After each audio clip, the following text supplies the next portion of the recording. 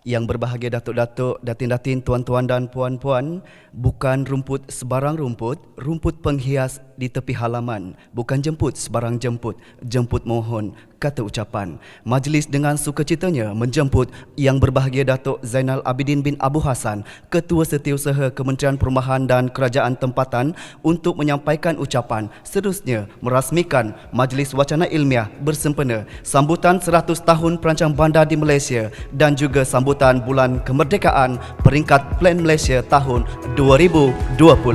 Majlis dengan segala hormatnya mempersilakan.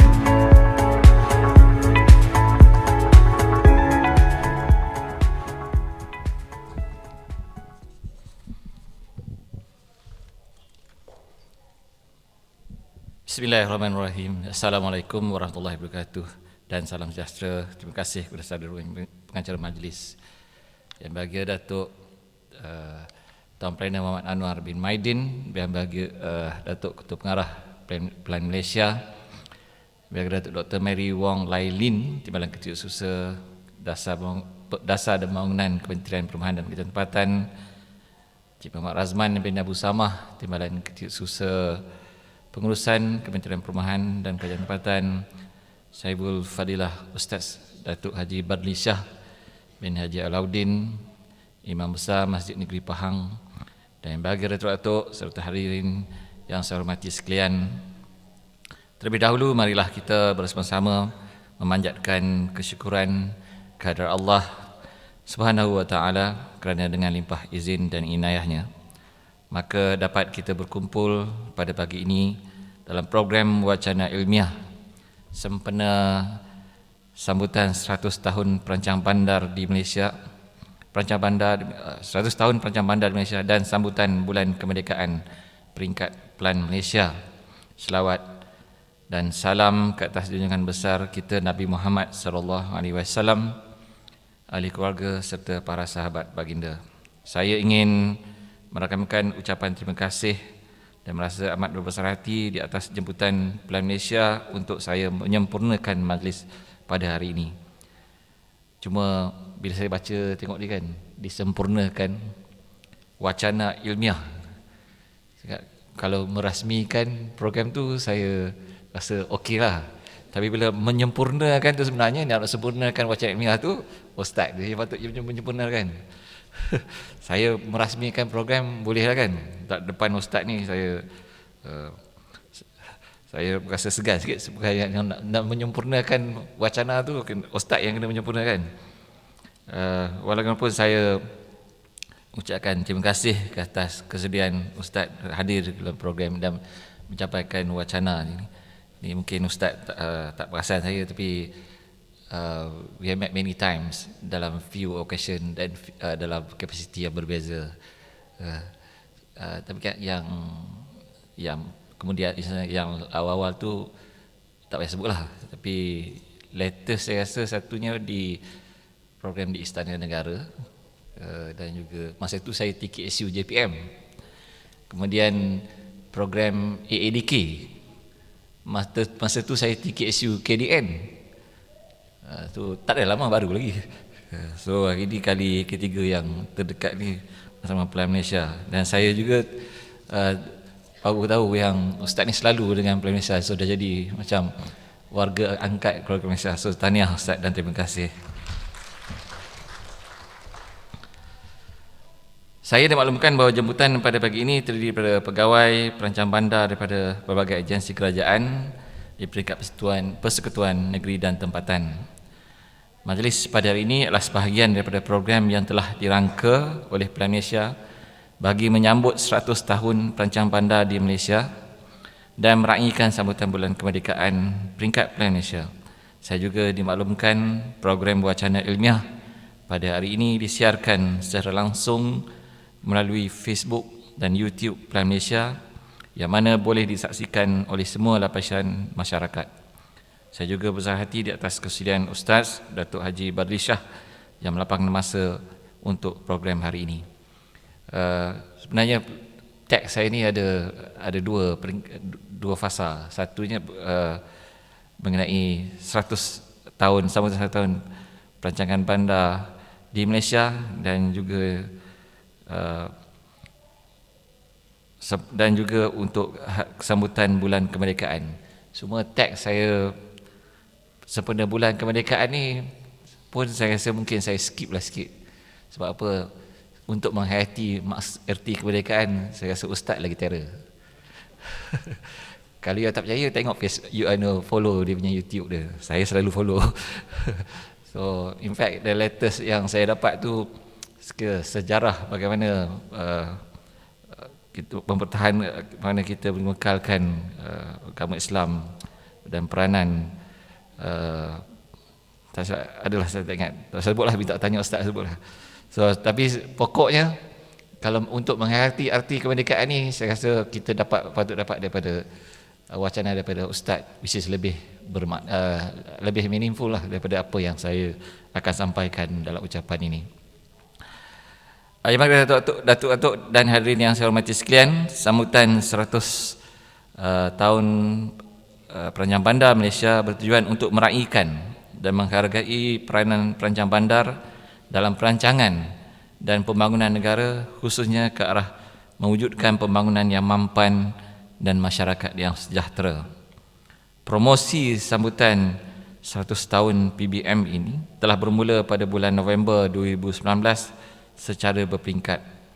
Pelbagai program telah diadakan dan dirancang sehingga penghujung tahun 2021.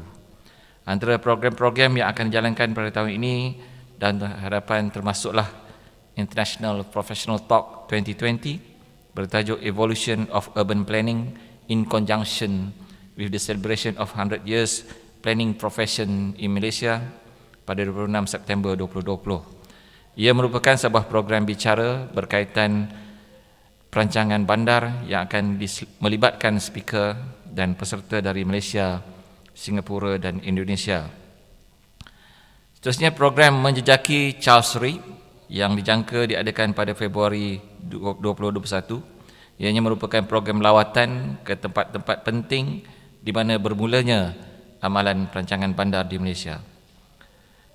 Seterusnya, Plan Malaysia Happiness Run dijangka diadakan pada Mac 2021. Ia merupakan sebuah program larian santai untuk dua kategori, iaitu 5 km dan 10 km di dataran Putrajaya.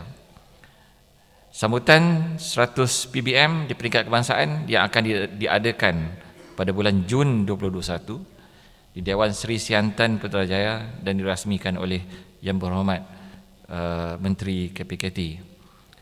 Seterusnya, Malaysia City Planning Exposition, iaitu CISTI Expo 2021 oleh Malaysia Institute of Planners dan Plan Malaysia dijangka diadakan pada November 2021. Ia merupakan sebuah program pameran berkaitan perancangan dan kesejahteraan bandar yang lepas, semasa dan akan datang di Malaysia. Yang bagi datuk-datuk dan hadirin yang saya hormati sekalian, melihat kepada konteks yang lebih luas, perancangan bandar merupakan tanggungjawab bersama di antara pelbagai profesion dan ia menjadi asas dalam membangunkan sesuatu kawasan, bandar, negeri, seterusnya mewujudkan sebuah negara yang sejahtera. Perancangan bandar di Tanah Melayu pada 100 tahun yang lalu bermula dengan kehadiran seorang government town planner, Charles Reid, dari kerajaan Australia Selatan sebagai pegawai perancang bandar yang pertama pada tahun 1921. Pada masa itu, Charles Reid berperanan untuk membuat perancangan, susun atur dan penempatan semula aktiviti guna tanah di Kuala Lumpur.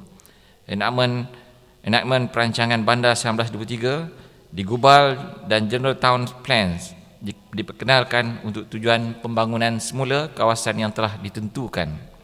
Enactment tersebut kemudiannya digantikan dengan Enactment 1927 yang memperkukuhkan peringkat Sanitary Board dan memperkenalkan jawatan baru Town Planning Superintendent yang ditempatkan di negeri dan Kuala Lumpur sebagai ibu pejabat. Anak tempatan pertama meneroji bidang perancangan bandar di Malaysia adalah Yang Berharga Datuk Rosli Buyung, dilantik sebagai Pesuruhjaya Perancangan Bandar dan Kampung pada tahun 1969. Bermula dari situ, profesion perancangan bandar terus diterajui anak tempatan bagi merancang pembangunan negara. Pada 25 Mac 1976, Akta Perancangan Bandar dan Desa 1976 iaitu Akta 172 telah diwartakan untuk pengawalan dan pengawal seliaan perancangan bandar dan desa di semenanjung Malaysia.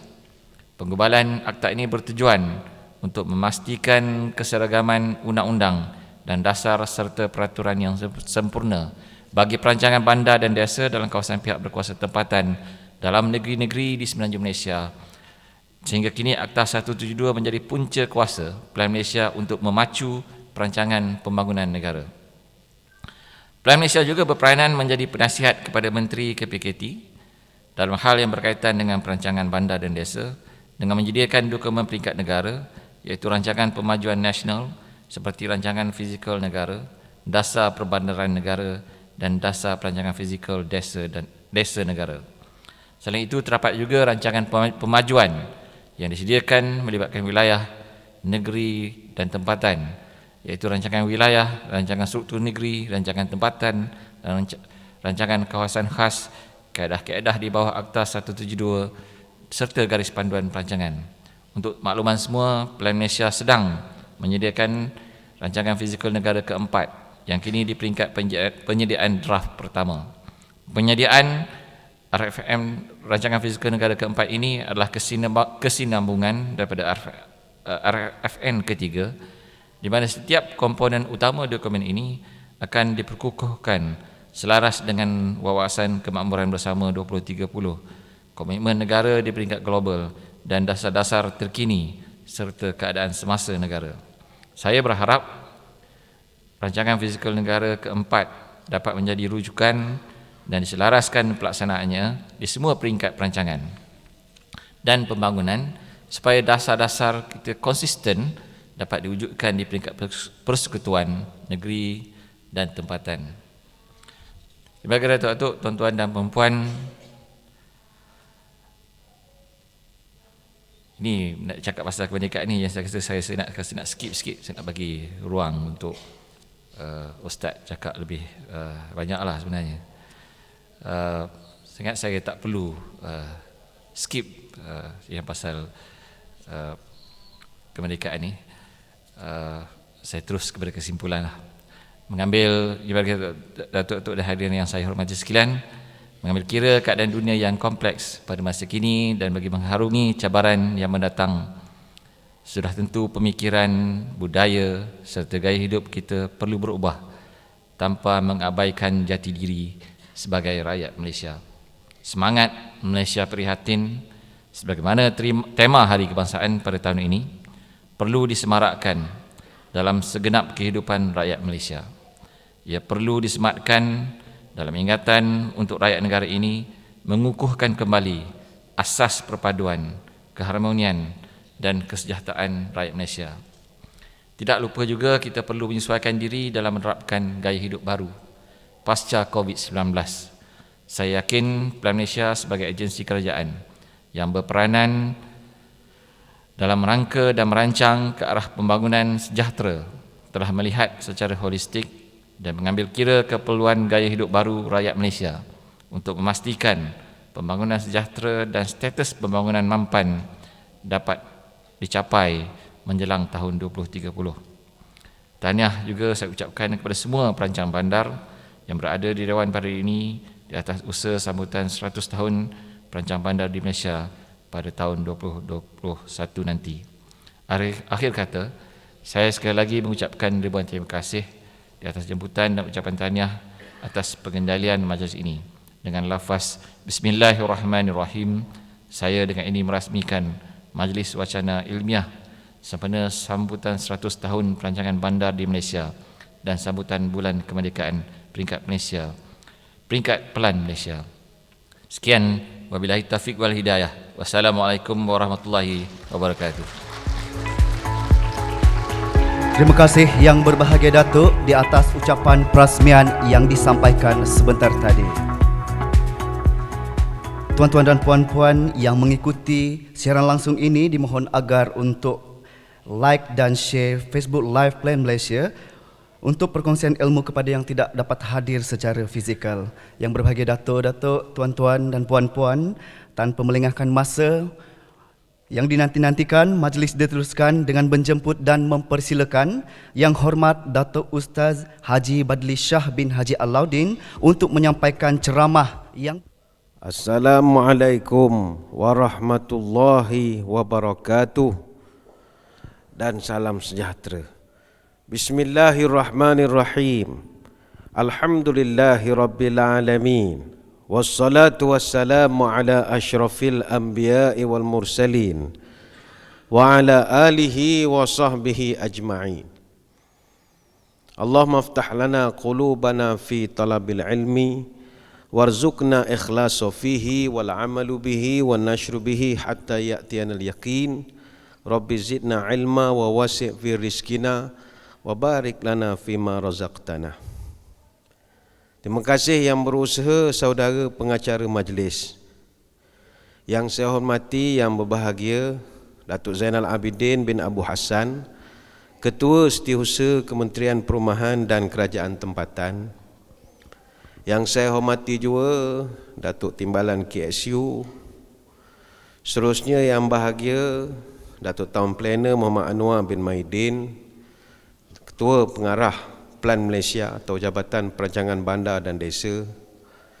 Seterusnya yang saya hormati juga pengarah-pengarah bahagian, ketua-ketua seksyen dan unit, ahli-ahli Persatuan Pegawai Perancang Bandar dan Desa ataupun Persada, ahli-ahli Pertubuhan Perancang Malaysia atau Malaysia Institute of Planner MIP, ahli-ahli Lembaga Perancang Bandar dan Desa Malaysia LPBM, ahli-ahli Persatuan Penolong Pegawai Perancang Bandar dan Desa, seluruh warga Town Planner dan Planologi yang berbahagia sekalian.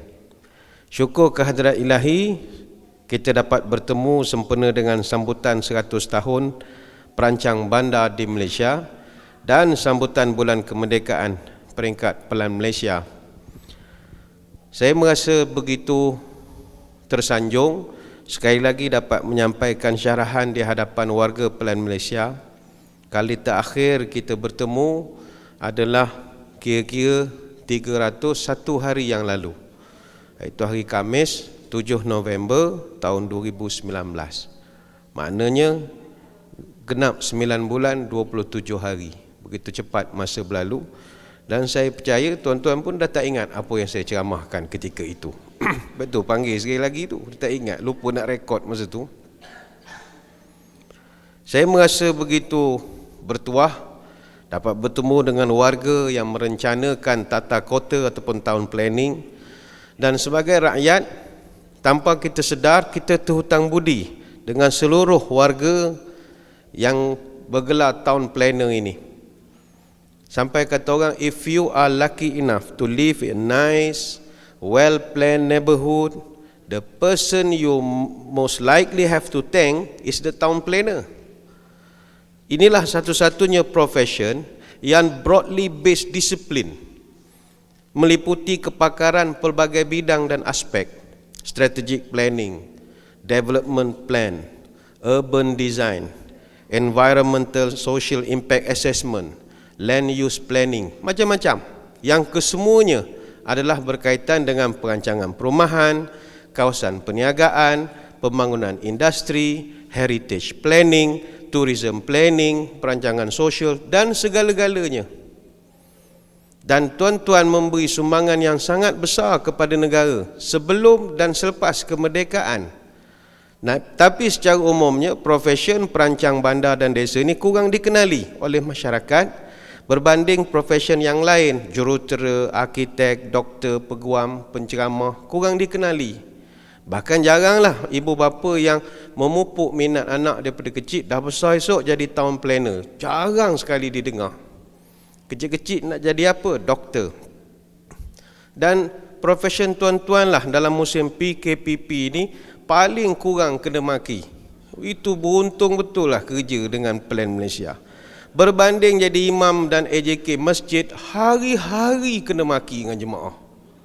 Sebab kita kan banyak SOP dan macam-macam lagi. Dia ngaitkan tu imam ni dengan dajjal lah, Freemason lah, apa macam-macam lah dituduhnya kita ini. Tuan-tuan selamat, tak ada masalah, syukur. Namun walaupun profession tuan-tuan tidak begitu dikenali, tapi tuan-tuanlah yang menjadi tulang belakang di dalam mencorakkan pembangunan negara, sama ada di bandar ataupun di desa, dan lipatan sejarah telah membuktikan kepentingan profession ini kepada negara. Kalau tidak, takkan sambut 100 tahun. Membuktikan kepentingannya. Seperti yang Datuk KSU telah nyatakan di dalam ucapan beliau sebentar tadi, secara rasminya profession ini datang ke Tanah Melayu tahun 1921 apabila hadirnya seorang government town planner yang datang dari Australia sebagai pegawai perancang bandar yang pertama di Tanah Melayu ketika itu. Jadi tugasan utama beliau ketika itu adalah untuk buat perancangan, susun atur dan penempatan semula aktiviti-aktiviti guna tanah khususnya di Kuala Lumpur pada ketika itu. Dan antara penempatan-penempatan yang dia buat masa itu adalah penempatan semula kuartus-kuartus kerajaan dan juga perumahan awam di Jalan Imbi. Begitu juga penempatan semula sekolah VI, Victoria Institution. Begitu juga projek pelebaran Sungai Kelang dan juga pelebaran jalan-jalan utama di Kuala Lumpur melalui penubuhan enakmen perancang bandar tahun 1923. Dan enakmen inilah yang kemudiannya digubal dan digantikan dengan enakmen 1927 yang memperkukuhkan peringkat Sanitary Board dan memperkenalkan jawatan baru Town Planning Superintendent masa itu, yang ditempatkan di negeri-negeri dan Kuala Lumpur ketika itu menjadi ibu pejabatnya. Dan alhamdulillah sejak daripada itulah sedikit demi sedikit dan kewujudan bandar Kuala Kubur Baru sebagai bandar terancang pertama di Malaysia yang telah dirancang sejak tahun 1924, dan selepas negara merdeka, syukur alhamdulillah telah wujud begitu banyak bandar-bandar terancang yang dibangunkan oleh perancang bandar tempatan. Contohnya Petaling Jaya misalnya, yang mana Petaling Jaya ini menjadi bandar satelit yang pertama untuk nak menampung limpahan penduduk ketika itu yang sudah begitu ramai khususnya di Kuala Lumpur. Dan selebihnya adalah sejarah-sejarah yang kita tahu kegemilangan yang telah dicipta oleh orang-orang terdahulu sebelum tuan-tuan puan-puan. Dan legasi ini alhamdulillah kita melihat ianya dikekalkan sampai sekarang. Sememangnya tuan-tuan sekalian, aspek perancangan bandar ini adalah benda yang sangat mustahak. Sebab penduduk bandar dijangka mencapai 83.3% menjelang tahun 2025. Dan rancangan fizikal negara keempat mensasarkan pertumbuhan ini perlu dihadkan kepada 85% pada tahun 2040. Ini bermakna bandar-bandar di Malaysia akan berkembang dan akan berlaku pembesaran keluasan kawasan bandar yang begitu pesat sekali dengan fokusnya di kombinasi nasional Kuala Lumpur, Putrajaya, Lembah Kelang.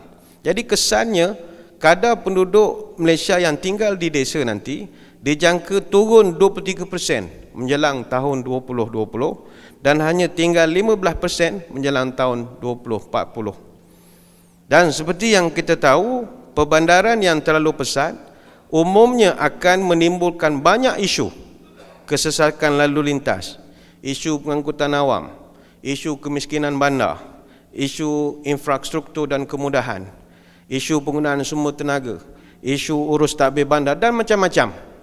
Maka memandangkan isu-isu pembandaran semakin kompleks, kita mengucap tahniah kerana perancang bandar sekarang ini telah menggunakan banyak pendekatan-pendekatan baru dalam aspek pembangunan. Lalu kami sebagai rakyat mengucapkan terima kasih, lahirlah istilah-istilah yang dilahirkan oleh tuan-tuan, konsep bandar pintar, apa lagi, TOD, Transit Oriented Development, pembangunan berorientasikan transit, low carbon cities, bandar rendah karbon, bandar berdaya tahan risiko, maknanya disaster resilient city, tahan banjir, tahan ribut, tahan gempa bumi, macam-macam, kejiranan hijau, bandar selamat, bandar padat dan macam-macam. Maka dengan perancangan-perancangan yang tepat sebeginilah kita dapat menentukan bagaimana dan di mana kita nak duduk, mana kita nak bekerja, mana kita nak berehat. Maka rakyat di negara ini boleh memilih untuk live, work and recreate dekat mana tempat yang paling terbaik sekali. Dan kita juga dapat menentukan corak kepada satu-satu pembangunan yang nantinya memberi implikasi kepada kesejahteraan hidup masyarakat dan seterusnya mengangkat kembali kemakmuran ekonomi negara.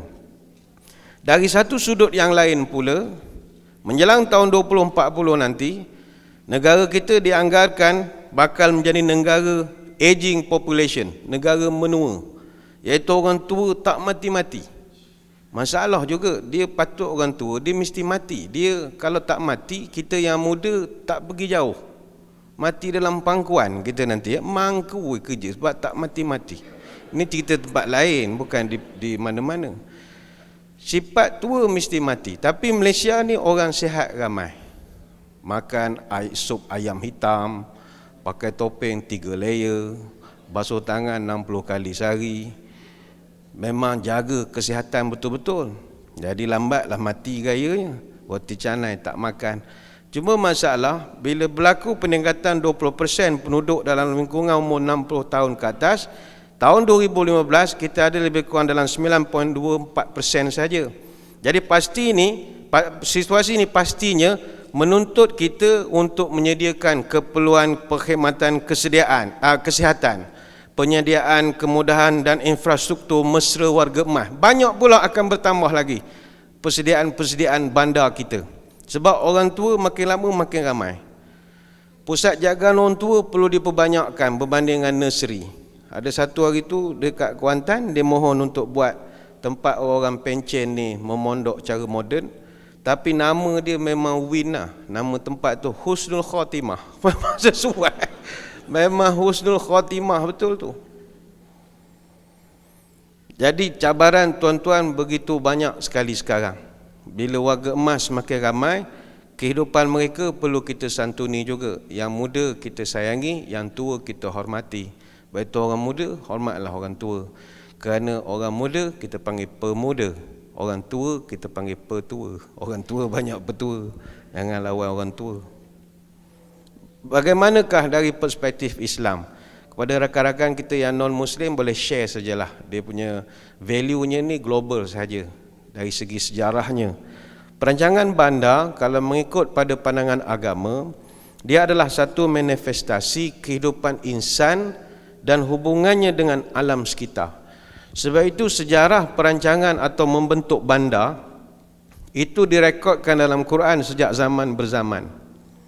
Antara bandar yang paling masyhur sampai sekarang muncul adalah Mekah.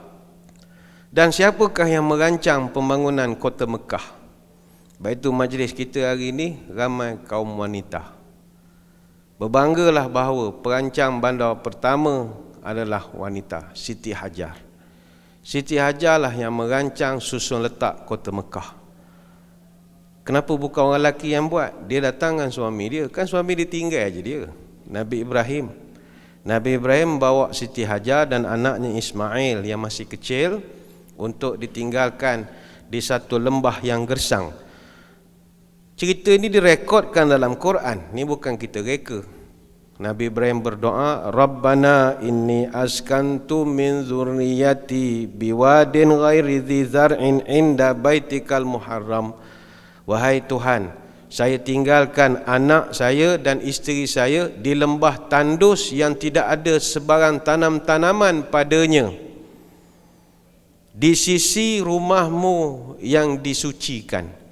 Jadi Allah rekodkan peristiwa ini dalam surah Ibrahim ayat 37. Nabi Ibrahim tinggalkan, kemudian Siti Hajar lah yang develop Mekah. Baik itu dalam tafsir disebutkan, apabila Nabi Ibrahim letak Siti Hajar, Nabi Ibrahim terus keluar saja tanpa meninggalkan kemah apa, tak ada apa pun. Letak tepi jalan macam tu je. Mekah masa tu kosong, tak ada apa-apa lagi. Telaga Zam-Zam pun belum ada. Jadi bila Nabi Ibrahim kona balik, Siti Hajar dia tanya Nabi Ibrahim, abang nak tinggal kami macam ni je? Tak ada perlindungan, makan, tak ada apa, tengah padang pasir. Ni kan anak kecil nak menyusu. Nabi Ibrahim jalan tak pusing pun belakang. Dia tanya kali kedua, abang nak tinggal kami macam ni je? Dia tak pusing pun belakang. 2 kali isteri dia tanya. Tapi Siti Hajar ni isteri solehah, cerdik. Dia tukar format soalan. Bang, Allahu amaraka bihadza? Bang, abang tinggalkan kami ni Tuhan ke yang suruh? Barulah Ibrahim pusing. Ya, kata dia. Aku diarahkan tinggalkan kau berdua di sini dan jangan tanya kenapa. Sebab aku tak pernah, aku never say no. Nabi Ibrahim dengan Tuhan mana pernah kata no. Tuhan suruh dia buat apa saja dia buat kan. Suruh sembelih anak pun dia tak pernah tanya. Nak sembelih macam mana, pukul berapa, dia sembelih je. Nabi Ibrahim bersunat. Nabi kita dalam hadis Bukhari cerita, Nabi Ibrahim orang pertama berkhatan. Berapa umurnya ketika itu? Ketika turun arahan, umurnya 80 tahun. By right dia boleh buat surat mohon pengecualian. Boleh. Sebab warga Mah kan. Buat kata bukan pakai sangat pun 80 hiasan gitu je. Agaknya lah, agak je. Tapi dia never say no. Dan dia nak bersunat di mana? Klinik tak ada, orang tak ada. Nabi kita lah hadis Bukhari sebut waqtatana bil qadumi. Dia sunat seorang pakai kapak. Biuh tak ada, apa tak ada. Dia never say no. Jadi suruh tinggal anak isteri, jangan tanya kenapa, aku tak tahu. Aku tak tanya kenapa aku disuruh berhentikan kau di sini. Maka Siti Hajar ni si salihah. Dia kata tak apalah bang. Kalau Allah yang arahkan abang, pergilah. Kerana nescaya Allah akan jaga kami. Pergilah. Nabi Ibrahim pun tenang sajalah balik ke rumah dia, ke Kanaan. Lepas itu puan-puan sebagai isteri, nak jadi isteri salihah, mesti ada sifat Siti Hajar ini. Suami balik rumah malam-malam, balik pada masjid, kadang pukul 9.30 sampai.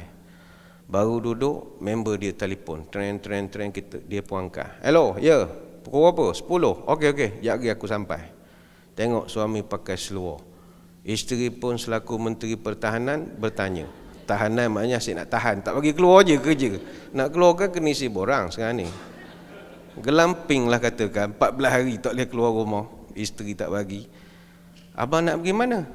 Mak telefon ajak minum air, pukul 10 kan minum kedai tom yam. Abang nak keluar lagi. Lala daripada pagi tadi pergi pejabat balik rumah bawa senapai hari pagi. Balik petang maghrib pergi masjid balik insya-Allah. Bila nak duduk rumahnya? Abang dapat banyak minum air manis. Daripada pagi dah 6 gelas dah. Awak kencing manis. Waktu dah 12 gula. Senapai je. Suami malas nak pening kepala. Iyalah. Buka semula seluar, pakai balik seluar pendek. Tak jadi keluar. Suami bertakwa. Takut bini tua. Dia takut.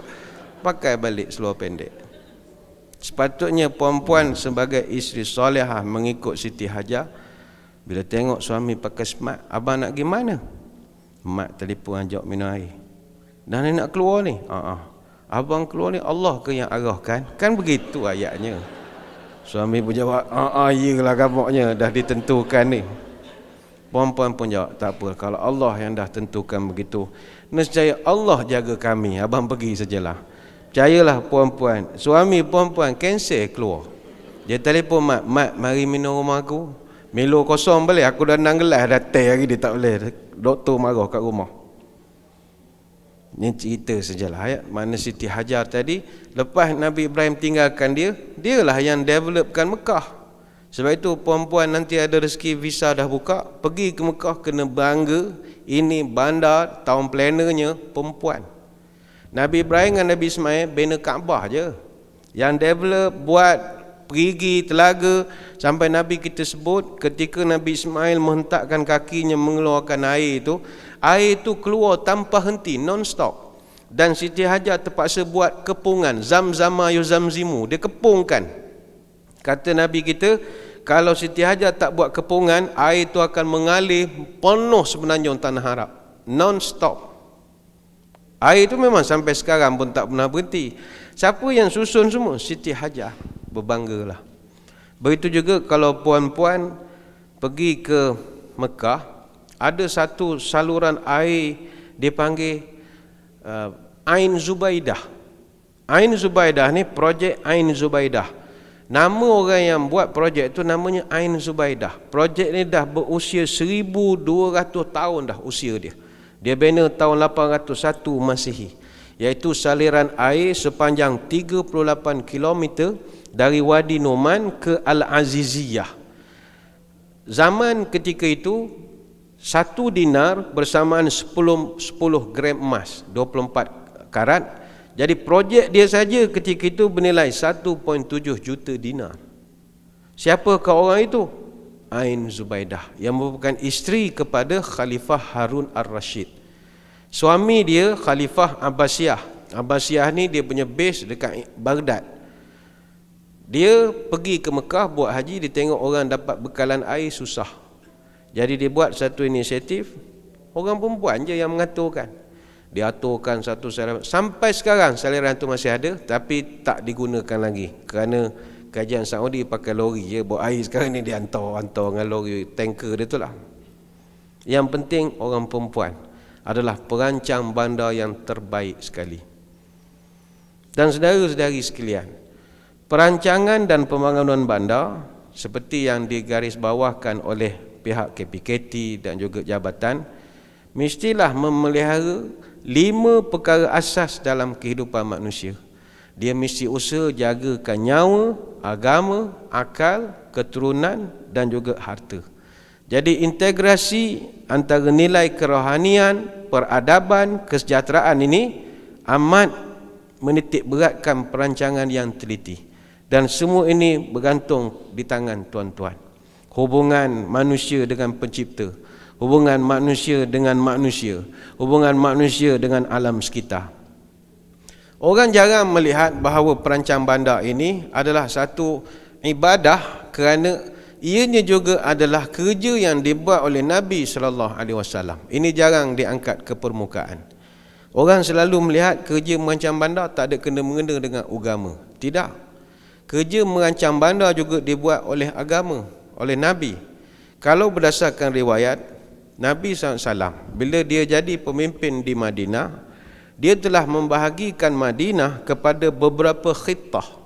Khitah ni kejiranan, neighborhood.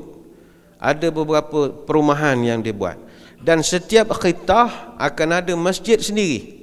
Kalau tak masjid pun ada satu musalla ataupun surau, yang mana jarak masjid ataupun surau ini kira-kira 200 meter daripada setiap khitah, setiap kejiranan. Dan zaman itu ada 9 masjid yang telah dibina di sekitar Madinah, dan setiap khitah akan ada kawasan perkuburan sendiri. Dan ini mesti dimasukkan dalam agenda tuan-tuan juga. Buatlah pembangunan mencakar langit macam mana pun, bandar Bestari, Lestari ke apa ke, kubur jangan lupa. Sebab kalau orang tu hidup sampai bila-bila tak apa. Ini orang tu ada expired dia, mati mana nak dia campakkan esok. Kalau takkan campak Sungai Kuantan semua bila dah mati esok. Kena sediakan kubur. Bangun kota sas, mesti ada kubur kota sas. Bangun husnul khatimah, mesti ada kubur husnul khatimah. Kalau tak dapat, balik semula sistem zaman dulu. Tuan rumah tanam sebelah rumah saja, selesai semua masalah. Awak mati di rumah awak, tanam je lah kat rumah awak. Itu kalau dah sesak sangat perancangannya esok. Kubur mesti ada. Dan Nabi kita, dia pindahkan, dia ubah beberapa lokasi-lokasi pasar yang tidak bersesuaian. Sebagai contoh, pasar di Al-Zubair. Pasar di Al-Zubair letaknya 150 meter daripada Masjid Nabawi. Dia dapati gangguan. Orang nak semayang, pasar terlampau dekat sangat. Dialihkan ke kawasan Saniyatul Wada' di sebelah utara, ataupun sekarang dipanggil kawasan Al-Manakhah. Dialihkan kawasan itu, dan Nabi kita keluarkan satu arahan, la tatahajjaru, biarkan pasar ini open air saja. Jangan ada dinding, jangan ada apa, biar dia terbuka, supaya segala bau-bauan kambing-kambing, lembu yang dia bawa untuk niaga ni tak terkepung. Biarkan dia open air begitu saja. La tatahajjaru. Jadi para sahabat ketika itu memang tak buat dinding. Umpama kita pasar tani sajalah, biar open begitu saja. Cuma pada zaman Khalifah Hisham bin Malik, yang merupakan khalifah dinasti Umayyah yang ke-10, barulah dia mengambil tindakan buat bangunan di tapak tersebut. Adalah dia punya hujah-hujah town planner di zaman itu, tapi masa itu baru dia buat. Sebelum daripada itu semua ikut saranan Nabi, tak ada dinding, tak ada apa. Dan Nabi kita dari segi rumah, dia mesti meletakkan satu prinsip, kediaman mesti memelihara hak dan juga privasi penghuni. Maknanya rumah mesti jaga dia punya aib kepada penghuninya, menjaga hak-hak dia sebagai pemilik rumah. Sebagai contoh, ada satu hadis Nabi menyebut, fala tahjubur rih ilaih illa biiznih. Kalau engkau buat dinding di rumah, jangan sampai dinding itu menghalang angin masuk ke rumah orang lain, yang menyebabkan rumah orang lain jadi panas gara-gara kamu renovate tanpa illa biiznih, tanpa kebenaran. Macam sekarang kita ada kebenaran PBT, peraturan 10 kaki macam-macam. Benda ni dah lama dah. Kita tak boleh suka-suka hati sebab memelihara hak orang itu. Illa biizni, kecuali minta izin. Mana nak buat dinding, rumah teres nak buat dinding, jumpalah dengan jiran. Saya nak buat rumah, saya nak buat dinding sebab anak perempuan saya semua dah makin membesar. Jadi dia orang pun nak jemur baju ke apa, jadi susah kan, nak bertudung, nak mencari kain, susah. Jadi saya minta izin pasang dinding sikit lah, dia bebas, tutup aurat tu tak beria sangat. Beritahu saja. Jiran tu kata, okey, no problem, saya benarkan. Cuma kalau cat esok belah saya pun cat lah sekali juga. Alalang, saya boleh nak pink ya, warna lain saya tak nak. Tak apalah, dia request sikit. Sebab itu hak dia, kita tutup. Selama ni dia duduk di depan halaman, duduk ngisap sigar ke apa, lantak dia lah, maghrib-maghrib tak baju. Kita dah tutup, tak ada angin lagi dah. Jadi kita mengambil hak dia, itu tak dibenarkan. Jadi setiap susun atur, itu Nabi telah letakkan peraturan-peraturan. Yang paling penting, ada privasi kepada tuan rumah tersebut. Dan yang keempat, kalau tengok kepada perancangan bandar dari segi sirah Nabi, dia sangat mementingkan apa juga pembangunan mesti ada bekalan infrastruktur yang lengkap. Asas mesti lengkap dulu. Contohnya bekalan air. Bekalan air bersih mesti disiapkan sebelum kita nak bina satu ketamadunan dalam sesebuah kawasan yang berpenduduk. Maka terkenal dalam sejarah, ketika mula-mula Nabi sampai ke Madinah, bekalan air bersih harganya begitu mahal. Sebab masa tu Madinah ni dari segi ekonomi dikontrol oleh orang-orang Yahudi. Termasuk bekalan air perigi yang bersih, kalau dijual, harganya pun harga Yahudi juga. Nama pun orang Yahudi, harga Yahudi ya. Sampai orang-orang Islam mengadu pada Nabi, ya Rasul, susah kami macam ni, air mahal sangat, mati nak beli air. Jadi kata Nabi begini, kita kena usaha beli satu telaga, cari orang Yahudi punya, beli satu. Dan saya paling suka telaga Raumah, kata Nabi. Ada satu telaga tu, telaga Raumah. Sampai kata Nabi, may yashtari bi'ra rumata fayakunu dalwuhu fiha ma'adila'il muslimin bi khairin lahu minha fil jannah. Saya berdoa, siapa yang boleh beli telaga Rumah itu, saya doa setiap kali orang ambil air daripada situ, dia dapat pahala sampai bila-bila. Katalah air itu orang ambil sampai kiamat lah orang tu dapat pahala, walaupun dia dah mati lama dah. Jadi sahabat yang dengar Nabi cakap begini, excited lah. Wah, ini pencen kubur. Mana lepas mati bil pahala jalan, siapa tak nak? Jadi dia orang berebut-rebut nak beli telaga itu dengan orang Yahudi. Tapi Yahudi tak nak jual. Yahudi kata, la abi'ul ma' lil muslimin. Mu nak beli air, perigi aku tak jual. Aku tak jual, perigi. Akhirnya datang Uthman bin Affan radhiyallahu anhu. Uthman ni seorang diplomat. Dia orang diplomat. Dia orang politik tapi sangat budiman, gentleman. Dia sahabat Nabi yang paling halus tutur katanya, soft spoken. Dia orang yang lemah lembut. Sampai Nabi kata, hey Uthman, malaikat kalau tahu engkau ada, malaikat segan dengan kau. Sebab engkau ni lembut, orang lembut. Cakap mulut manis. Ni Uthman bin Affan, dia pandai berunding. Baik itu hebatnya Uthman ini, dialah satu-satunya sahabat Nabi yang dapat kahwin dengan 2 orang anak Nabi. Mana ada rekod orang dapat kahwin 2 orang anak Nabi. Mula dia kahwin dengan Ruqayyah. Ruqayyah meninggal, dia salin tika, kahwin dengan adiknya pula, Ummi Kulsum. Satu-satunya orang yang boleh kahwin 2 orang anak Nabi. Tuan-tuan ingat senang kahwin dengan anak Nabi? Kahwin dengan anak kiai pun belum tentu kita dapat. Kahwin dengan anak mufti, anak ustaz, susah. Kita kena ada satu kelebihan lah untuk kahwin dengan anak Nabi. Ada orang nak kahwin dengan anak kiai je, kena temu duga macam-macam. Satu cerita di pesantren, kahwin dengan kiai tu tanya, ente nama siapa? Dia nak kahwin dengan anak kiai. Saya nama Asri. Asri, Masya Allah. Iqra suratul Asri. Bismillahirrahmanirrahim. Wal asr innal insana. Selamat. Next, yallah. Ente nama siapa? Nama saya Anas, Pak Kiai. Anas, Masya Allah. Iqra suratun Nas. Bismillahirrahmanirrahim. Qul a'udzu birabbin nas, malikin nas. Luluh. Next, yallah. Pucat muka budak ni. Ente nama siapa?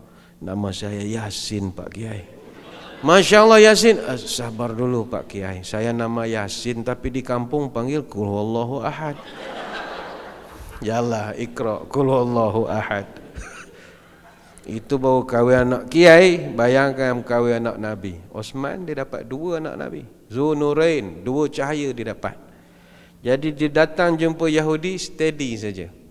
Dia senyum jumpa Yahudi. Jadi kata, ni datang nak beli telaga ke?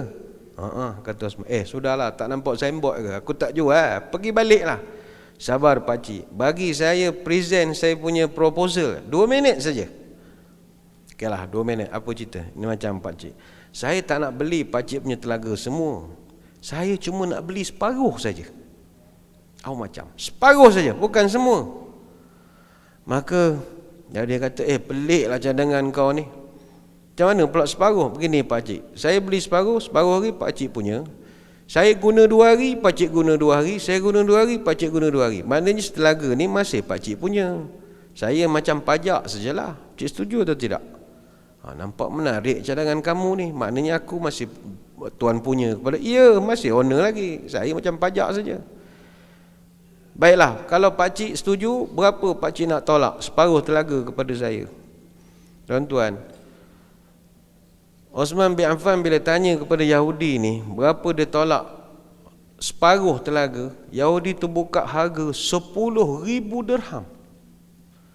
10,000 dirham, kalau kita punya kiraan duit hari ni, 700,000 ringgit. Sebab kiraan dirham, 1 dirham 70 ringgit. Kalau 1 dinar bersamaan 4.25 gram emas ataupun 739 ringgit. Osman bila dengar orang tu jual 10,000, dia up lagi 12,000. Dia nak tunjuk dia ada duit. Kalau kita tegak-tegak minta kurang. Berapa pakcik? 10. 10, 5 dah lah. Apa mahal sangat? Kalau kita, kan ada orang jenis suka minta diskaun begitu. Saya nak suka ada satu cerita, seorang pelukis terkenal. Dia ni lukisan dia memang painting. Dia orang painting. Dia punya lukisan tak ada orang faham pun sebenarnya.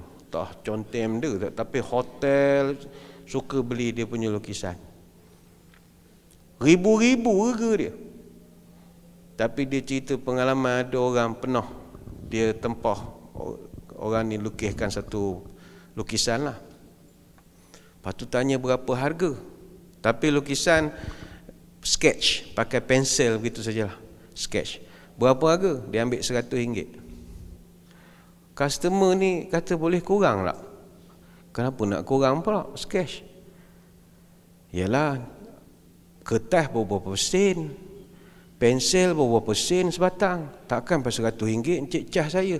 Ada orang jenis tak kena barang.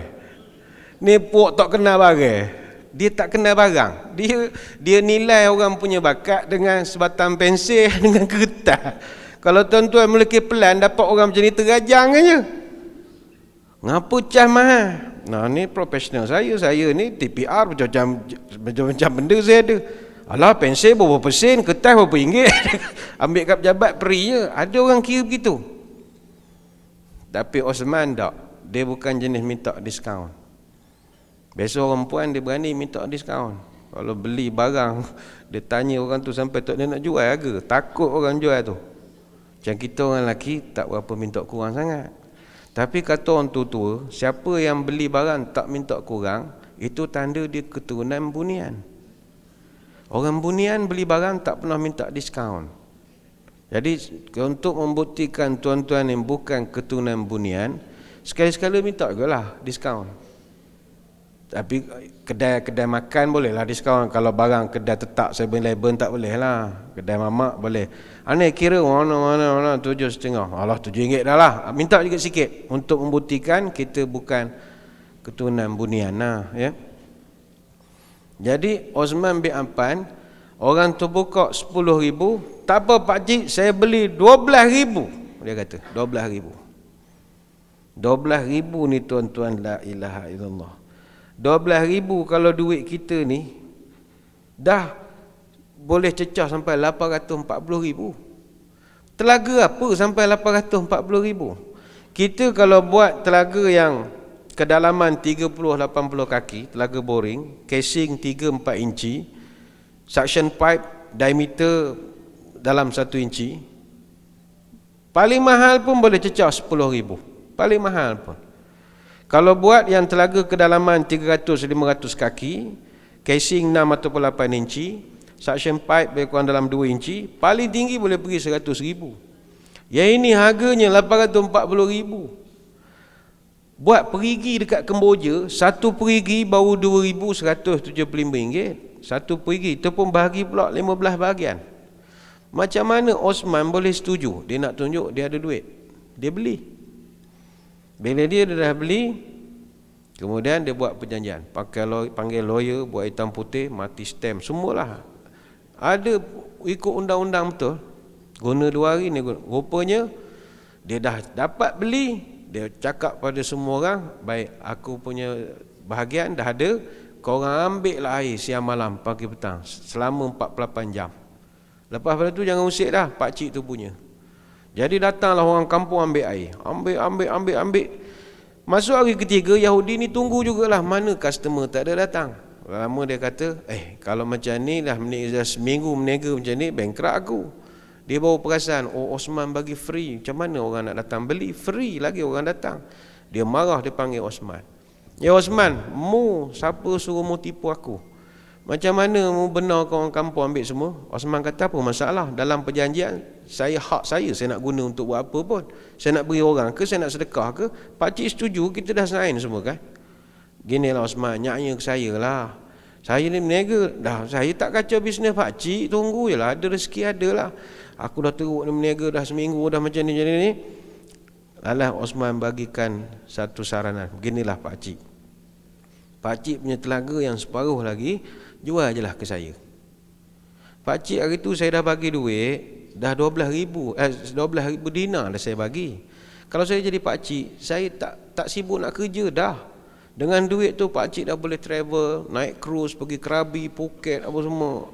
Anak-anak dah besar, biar dia cari duit sendirilah. Apa nak cari duit untuk dia pula? Relax, habiskan duit cepat. Esok duit banyak, kita mati, anak berebut harta. Baik kita habiskan duit kita semua. Betul juga cakap engkau ni Osman. Iya pakcik, anak-anak ni dia cari duit dia sendiri. Apa hal kita mencari duit untuk dia pula, dia dah besar. Pakcik jual ke saya, tapi take it or leave it. Tak nak jual, tak nak sudah kita berlawan. 8,000 dirham pun bukan sikit, 560,000. Yahudi tu timbang. Hari tu dah dapat 12. Campur ni komplit 20. Okeylah Osman, aku jual. Total Osman beli 1.4 juta perigi itu. Dan perigi itu masih ada sampai sekarang. Sampai Osman dia infakkan seluruh perigi ini, aku niat sedekah kepada siapa-siapa saja nak minum. Dia tanam pula keliling tu 1,550 batang pokok kurma. Dan dia niatkan siapa nak makan lah. Dan pokok tu berbuah sampai sekarang. Dah bergenerasi dah pokok itu. Jadi sampai sekarang bila mengeluarkan hasil, sedekah, balance, jual. Bila jual ada hasil, dapat hasil, duit nak bagi kat siapa? Tak tahu nak bagi kat siapa. Lantas kerajaan Arab Saudi buka satu akaun bank nama Osman bin Affan. Sebab itu Osman lah satu-satu manusia dah mati ribuan tahun, tapi akaun banknya masih hidup lagi. Buku banknya belum kena gunting lagi, masih ada, aktif lagi. Lepas tu kalau tuan-tuan pergi Madinah ada rezeki nanti, tengok projek-projek pembangunan tu. Kalau tengok hotel nak buat, baca owner tanah dia. Owner tanah Osman bin Affan. Namanya masih ada lagi. Dialah satu-satu orang yang dah mati lama, tapi kekayaan masih ada sampai sekarang. Sebab duit masuk, mana pernah keluar, bila nak cocok, asyik masuk. Duit dia masuk. Akaun dia dijaga oleh Kementerian Wakaf Arab Saudi. Tahun lepas, Kementerian Wakaf beli sebidang tanah dekat dengan Masjid Nabawi, buat hotel 5 bintang. Ada satu syarikat hotel international sewa pula hotel itu. Dia anggap keuntungan dia saja 50 juta setahun. Kaya lagi. Masuk, duit tak pernah keluar. Ini berkat wakaf lah. Nanti tuan-tuan ada rezeki, pergilah ke Masjid Nabawi. Jangan lupa singgah Bi'run Osman. Tahan teksi ujrah tu, Rahvan, Bi'run Osman. Orang Arab tahulah, Telaga Osman, 6 km dari Masjid Nabawi. Sebut Bi'run Osman, orang faham. Jangan cakap Kelantan, dia tak faham. Bi'run Semeh kau dia Semeh. Oh, Semeh duk mana, bacok kau. Kejut pula kita tengok Arab tu cakap Kelantan pula kita. Semeh mana, bacok kau. Bacok. Bi'run Osman. Dia orang Kelantan kan, Osman jadi Semen. Itu suka. Jadi masa di Mesir dulu, kalau perumahan orang Melayu, Masakin Osman. Tapi kalau geng Kelantan naik teksi, mesti Arab garu kepala. Rahvan ya. Sakit Semeh. Sakit Semeh. Masakin Osman jadi Masakin Semeh. Semeh kau dia Semeh. Semeh suka. Jadi Nabi kita balik kepada tadi, dia mesti jaga infrastruktur dulu. Apa-apa pun berlaku, air mesti lengkap, bekalan-bekalan untuk keperluan manusia perlu lengkap. Macam sekarang ni banyak orang selalu komplain masalah air.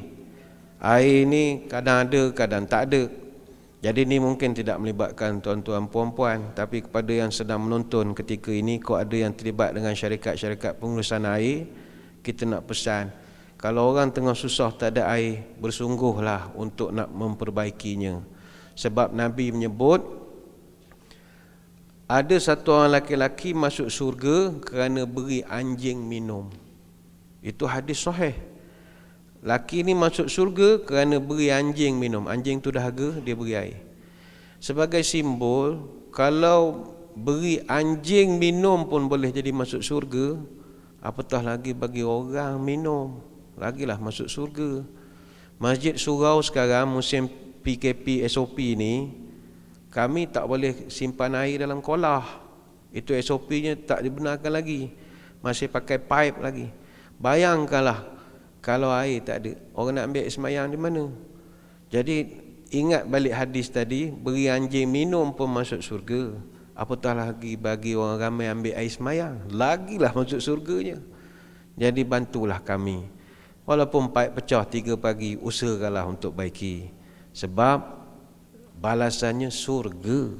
Surga ni tak ada yang boleh dibeli. Duit tak mampu nak membeli surga.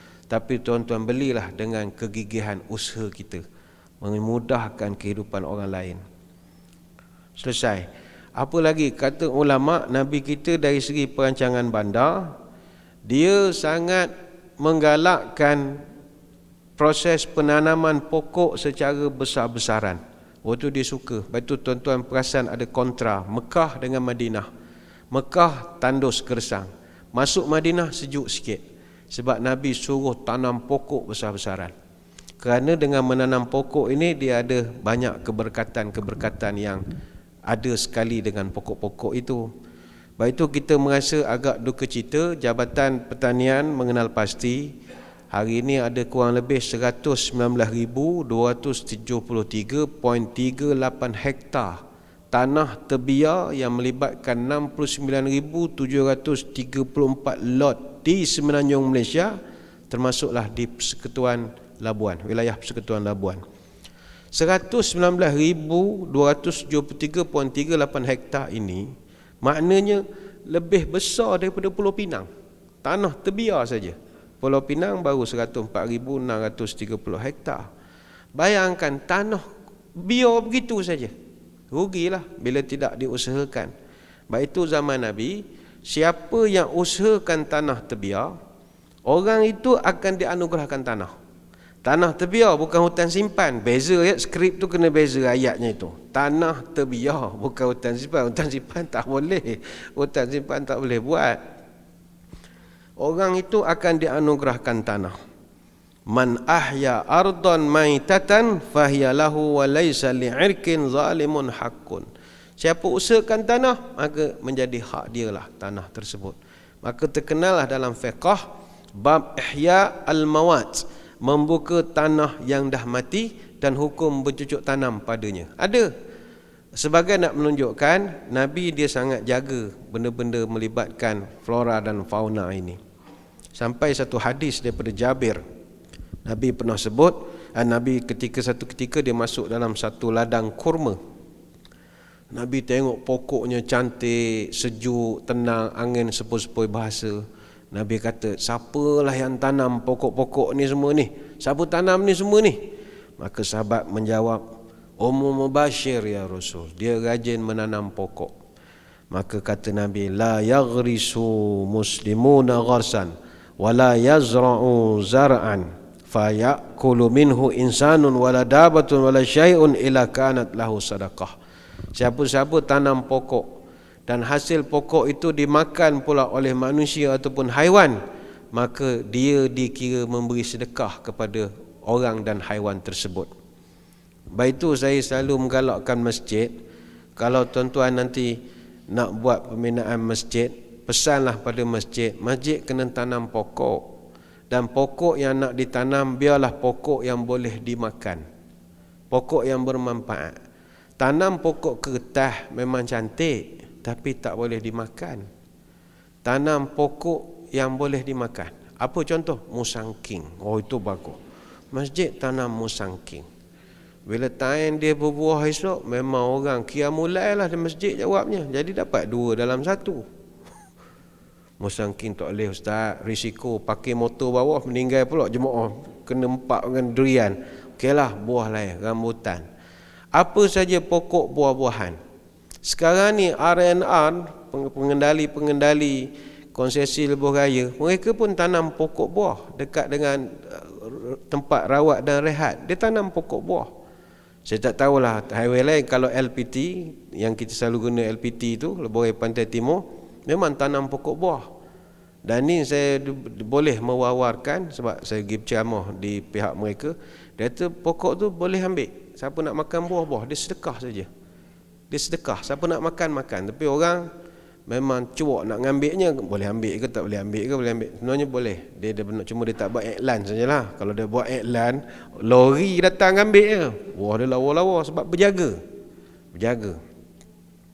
Jadi masjid suruh tanam pokok yang ada hasil. Kalau takut kena curi, saya cadangkan tanam pokok kurma.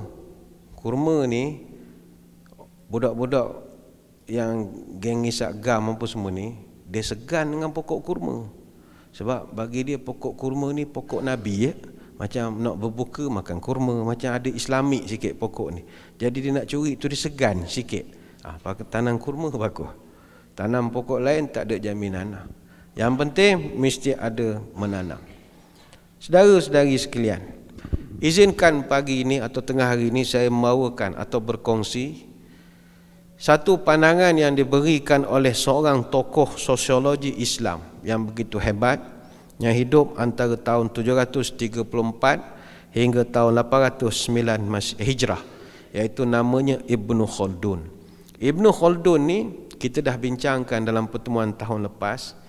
Dia antara tokoh sosiologi yang telah berjaya menyusun dan membawa kepada kita riwayat-riwayat tentang ketamadunan kerajaan-kerajaan lampau. Dan dia buat pemerhatian terhadap jatuh bangunnya sebuah tamadun, dan dia rekodkan macam mana tamadun itu merancang dia punya bandar dan macam-macam lagi. Ibnu Khaldun ni bagus. Saya ingat orang yang town planner kena ada kitab dia di rumah. Ibnu Khaldun ni Dia buat satu buku Al-Ibar wa Diwanil Mubtada' wal Khabar fi Tarikhil Arab wal Ajam wal Barbar.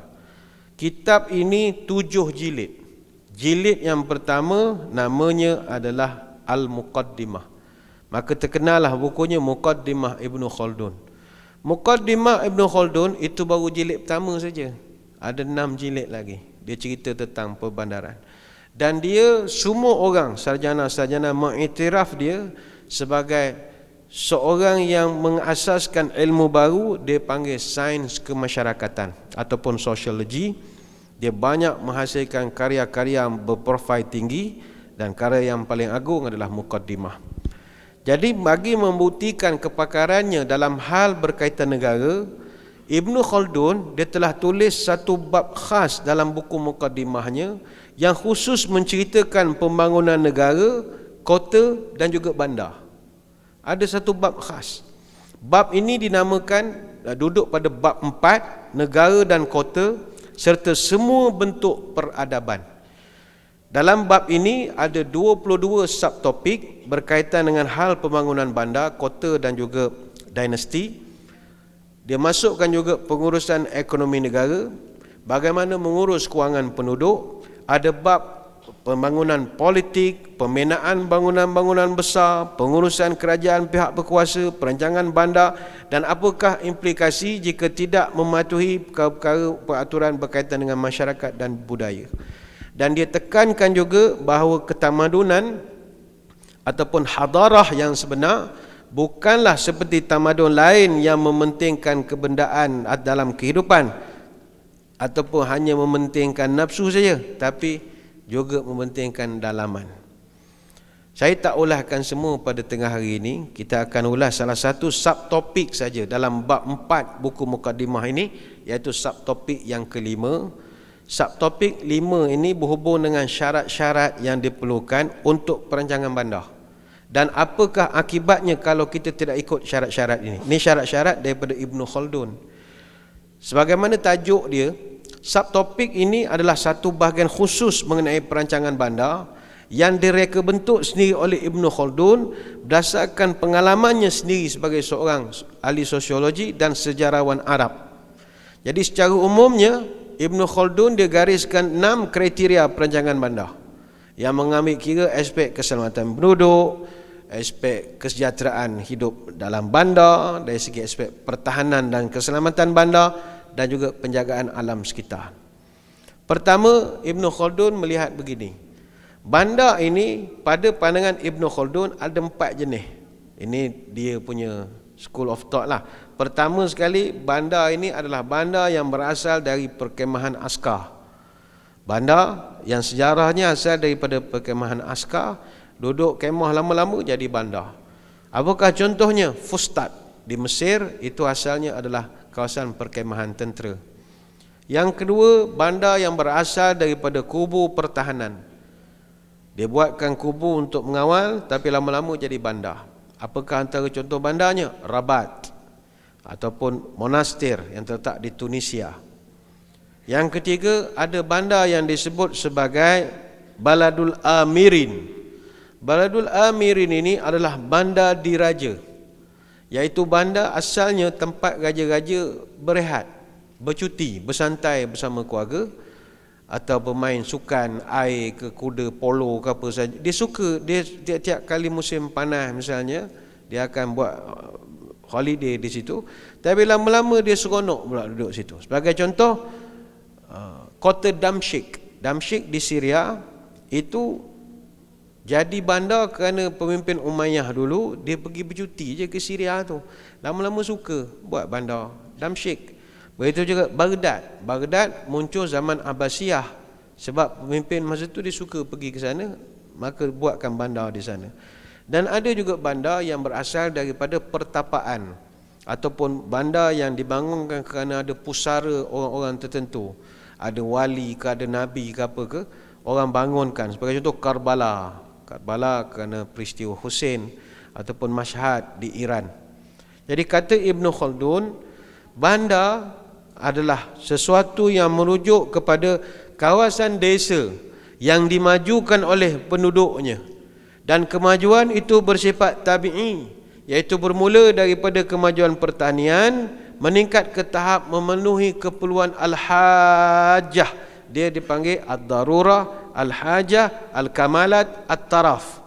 Keperluan manusia dia ada 4. Pertama, keperluan asasi. Maknanya peringkat asal sebuah kampung, dia keperluan basic need saja dia ada. Ada makan, ada minum, ada pakaian, tempat tinggal, keselamatan, perlindungan, perubatan. Cukuplah. Tapi sampai satu peringkat, dia nak pergi kepada hajiat, takmilat, tahsinat. Macam kita dalam konteks suami isteri. Suami wajib beri nafkah zahir, tapi nafkah yang daruri, basic need. Handbag masuk tak basic need? Tak masuk. Tapi dia panggil accessory. Dia bukannya compulsory tapi complementary. Artinya isteri tak berhak minta, tapi kalau you nak, you kena satu level up lagi. Okey, anniversary dapat, main kutu dapatlah beli begitu. Tapi benda tu tak ada pun tak apa, sebab sifat handbag hanya taruh barang. Kalau sekadar taruh barang, plastik maiden tu boleh guna. Benda setakat taruh barang kan. Paper bag majlis kita pun boleh guna, tapi tak ada. Sama macam Astro di rumah tidak wajib, dia bukan daruri. Kalau you nak, you kena upgrade level kehidupan baru dapat. Artinya seorang isteri dia tak boleh pergi report pejabat agama, suami saya tak bertanggungjawab, janji nak pasang Astro tak pasang-pasang. Oh, Astro tak masuk, aircon tak masuk. Ada orang hidup tak ada aircon, boleh ya. Jadi kata Ibn Khaldun, untuk meningkatkan taraf kehidupan itu dia pindah daripada kampung pergi ke bandar, dan begitulah seterusnya. Dan perancangan bandar ini, kata Ibn Khaldun, adalah manifestasi insan terhadap kehidupan dan manifestasi insan terhadap alam sekitarnya. Yang mana perancangan dan pembangunan bandar ini, dia mesti jaga 5 perkara. Dan ini telah kita nyatakan di awal tadi. Kalau kita lihat dalam sejarah, Ibn Khaldun membawakan berbagai contoh. Pertama, hubungan dengan pencipta, hubungan manusia dengan manusia, hubungan manusia dengan alam sekitar. Ada satu kisah ni zaman Amru al-As radhiyallahu anhu. Amru al-As dia nak bangunkan sebuah masjid rasmi Mesir di Fustat. Dia nak bangunkan. Jadi bincanglah, panggil mesyuarat. PTG ada, Jabatan Panjang Bandar ada, PBT ada, mesyuaratlah. Dia masa tu jadi gubernur di Mesir zaman Umar Al-Khattab. Dia pesan kepada dalam surat tu dia cakap, saya nak buat masjid. Saya jadi pemimpin, zaman saya kena ada legacy. Saya nak satu masjid. Jadi macam masjid negara lah. Okey, tuan nak kawasan mana? Saya tak tahu, buka plan. Dia tengok ni, ada kata ni lawa. Ni tanah siapa ni? Tanah kita, tanah kerajaan. Okey, buat kat sini. Baik, esok pergi ukur. Panggil orang pergi ukur. Ukur punya ukur, tanah tu rupanya ada satu orang Yahudi, dia buat rumah, dapur dia sambung, cecah tanah kerajaan. Ganggu dah lokasi.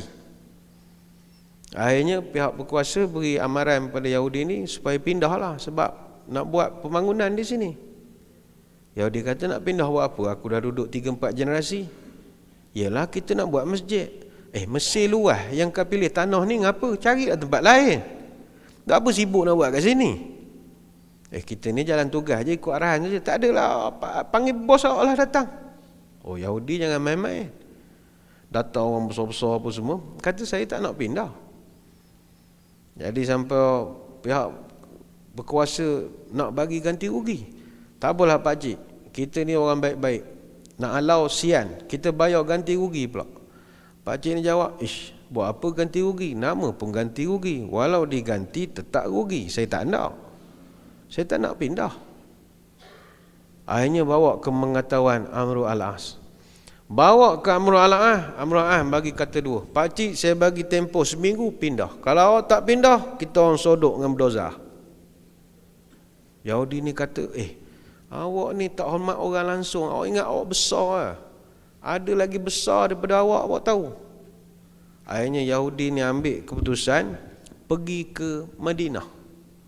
Bayangkanlah daripada Mesir ke Madinah, kerana masa tu Umar Al-Khattab dia punya pusat pentadbiran kerajaannya di Madinah. Dia belayar pergi ke Madinah, berjumpa dengan Umar. Tu yang sedapnya, bila dia sampai ke Madinah, dia tanya orang, "Cik, macam mana saya nak berjumpa dengan Khalifah Umar Al-Khattab?" Orang pun kata, senang je, dia biasanya ada waktu-waktu ni, ada di rumah, kadang di pejabat. Dia ni macam mana orangnya, senang tak nak jumpa? Kena appointment dulu ke? Nak kena melalui PA dia dulu ke? Ataupun macam mana ya? Tak ada, dia tak payah appointment, jumpa je. Dia walk in je, tak ada masalah dia, mudah sangat. Oh gitu. Dia ni garang tak orangnya? Mana tahulah dia ni ada senjata, bodyguard apa. Tak ada bodyguard, dia ni jalan seorang je. Tak ada bodyguard? Tak ada. Bodyguard dia hanyalah ibu tunggal, anak-anak yatim saja yang selalu ikut dia ke mana-mana. Oh begitu. Dia ni apa pakaian kebesaran dia? Kalau saya nak kenal, saya tak pernah kenal. Ialah zaman dulu, pemimpin bukan ada gambar frame macam kita kat pejabat susun 3-4 baris. Mana kenal siapa pemimpin? Macam mana orangnya, pakaiannya, ada baju kebesaran ke, tanjak ke, sampin ke, kerih ke apa ke, pingat ke apa? Tak ada. Dia tak ada baju kebesaran. Dia hanya pakai kain guni saja. Oh begitu. Okeylah, saya carilah dia. Jalan. Sampai tempat yang orang katanya di sini. Tak nampak pula. Nampak satu orang lelaki baring bawah pokok, baring berteduh. Cik Tupan tanya, ini ke lokasi yang dikatakan rumah Umar Al-Khattab? Kenapa encik tanya? Saya ni ada hal nak jumpa dengan dia. Boleh ke saya nak jumpa dia? Dia ada kat dalam ke macam mana? Maka lelaki ni menjawab, sayalah Umar Al-Khattab. Terkejut pakcik ni. Macam mana Amirul Mukminin, kerajaan dia berkuasa sampai Parsi, tapi pemimpin dia duduk bawah pokok macam ni? Bodyguard tak ada, ADC tak ada, rider tak ada, apa pun tak ada. Jadi heran. Maka pakcik ni bila dah terkejut, Umar bertanya, "Wahai pakcik, datang pada mana?" Jawab pakcik ni, "Saya daripada Mesir, tuan." "Apa datang jauh-jauh?" "Tuan punya gubernur nak bikin masjid. Tanah tu rumah saya dah duduk 3 generasi. Dia tak boleh tolak ansur. Dia suruh saya pindah juga. Apa salah buat tempat lain saja masjid? Jadi tuan tolonglah buat satu surat minute, jangan kacau saya lah." Kata Umar, "Beginilah, tak payah surat-surat, pakcik ambil tulang. Nampak tulang unta dekat longgokan sampah sana? Nampak tuan? Pergi ambil." Dia ambil tulang, dia berikan kepada Umar Al-Khattab. Umar keluarkan pedang, dia buat garisan lurus atas tulang. Zas. Pakcik ambil tulang, bawa balik, bagi ke Amru. Pakcik ni terkebir, terkelip-kelip mata. "Tuan, saya datang 3 hari perjalanan nak sampai sini. Takkan tuan bagi tulang je saya bawa balik? Buatlah surat sikit tuan, minit sikit ke, timbang habis baik ke apa, jadilah ada sikit letterhead. Takkan saya nak bawa balik tulang saja macam ni. Formaliti elok ada surat." Kata Umar, "Tak payah, gubernur aku kenal cara aku bekerja. Bawa balik, kin salam pada dia." Yahudi ni bawa balik tulang. Sampai di Mesir, tiba hari yang dia nak rumah dirobohkan. Dia pergi menghadap dengan Amru Al-As. Dia kata dia ada hal mustahak. Amru kata, "Boleh menghadap." Amru tanya, "Pakcik dah sedia kemas barang semua? Nak pakai lori JKR, saya boleh tolongkan. Angkutkan, pindahkan barang-barang ni, kita baik ni, prihatin ke awak ni. Kalau tak layannya ni." Tak apalah tuan, saya bawa balik pada Madinah ni." Madinah? Terkejut pula Amru Al-As. Dia orang masa tu dengar Madinah ni macam dengar Putrajaya lah. Putrajaya? Maknanya engkau pergi ke Putrajaya, ibu pejabat tu? Saya jumpalah Boba, KSU, TKSU, padai muka engkau lah. Engkau duduk negeri bukan main, engkau ingat engkau besar. Engkau ada boy lagi. Amru dah pucat dah. "Awak jumpa siapa?" "Saya jumpa tuan punya tuan lah, Umar Al-Khattab." "Umar?" Habis macam mana?" "Dia kirim salam pada tuan." "Lagi apa dia kirim?" "Ni tuan, nah, tulang tuan." Amru bila dapat tulang, menggigil. Guguk, terduduk. Yahudi ni garuk kepala. Ngapa orang Islam pelik perangai macam ni? Seorang datang bagi tulang, yang ni dapat tulang menggigil. Aku travel 3 hari buat tulang, relax je. Dia pula menggigil lain macam. Ni apa hal ni? Dia bertanya, tuan ngapa tuan menggigil? Mu ni Pak Cik, sikit-sikit Madinah, sikit-sikit Madinah, sikit-sikit Putrajaya, sikit-sikit Putrajaya. Benda boleh bincang kan? Nampak ni bos sudah marah. Marah apa? Tulang. Ni, mu nampak garisan halus ni. Tuan beri aku amaran. Wahai Amru, berlaku lurus dan jujurlah kepada Pak Cik ini. Sebagaimana lurusnya garisan pada tulang ini. Kalau kau tak boleh berlaku lurus dan jujur pada dia, aku akan luruskan kau dengan mata pedangku nanti. Tak apalah Pak Cik, saya beritahu cancel je lah, kita buat masjid tempat lain. Panggil pegawai, batal semua. Tender dah keluar, batal semua. Batal semua, orang dah hantar orang, batal semua. Habis ni macam mana ni? Tak ada ni bos bisnes ni. Nampak tulang aku, bagi kau tulang, nampak tulang ni. Yahudi ni terpinga-pinga. Tuan, saya tak payah pindah tuan. Tak payahlah, engkau dah sedap jumpa Omar, tak payah pindah. Duduk je tu lah, aku cari tanah lain. Dok ni Syria ni tak payah pindah. Tak payah, aku cari tanah lain. Tak apa tuan, saya tak sangka tahap macam ni. Dia kata, gini tuan, saya pindah. Saya bawa keluarga saya semua keluar. Tuan buatlah apa-apa yang patut. Saya setuju bila ambil ganti rugi tu. Dan bukan sekadar itu tuan, saya kagum dengan keadilan yang tuan-tuan tunjukkan pada saya walaupun saya minoriti. Maka mulai hari ini, asyhadu an la ilaha illallah wa anna Muhammad Rasulullah. Masuk Islam dia kerana kebaikan. Sebab itu pembangunan, perancangan mesti mengira hubungan sesama insan, manusiawi kita kepada sesama insan. Sebab itu masjid itu siap dibina tahun 642 dan masjid itu masih ada sampai sekarang di Mesir. Kalau tuan-tuan pergi ke Kahirah, sebut Masjid Amru Al-As. Masjid yang begitu bersejarah, sekarang dah berusia 1375 tahun masjid itu.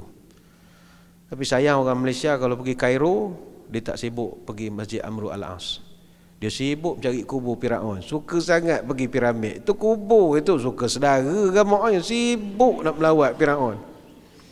Padahal Firaun mayat dekat museum. Mayat dekat museum di Tahrir. Hak tu kosong je, keranda saja dah. Yalah saudara kenalah melawat dulu. Apa salah melawat Imam Syafi'i, mazhab kita mazhab Syafi'i kan? Patut masuk dalam itinerary, saya nak melawat makam Syafi'i dulu. Sebab kami ni orang Malaysia mazhab Syafi'i. Ini dak Firaun. Daripada hari sampai tanya, ustaz bila pergi Firaunnya?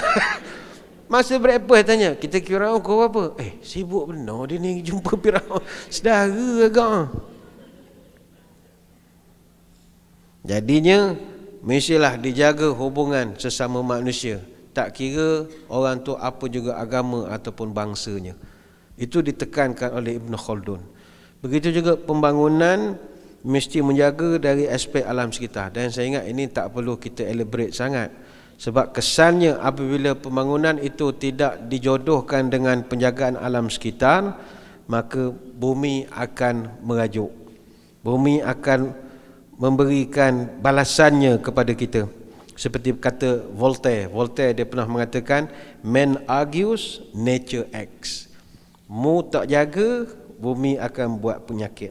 Apa tanda burung perpat dalam semak kaki tersula, apa tanda kiamat dekat, bumi bergolak mengirim bencana.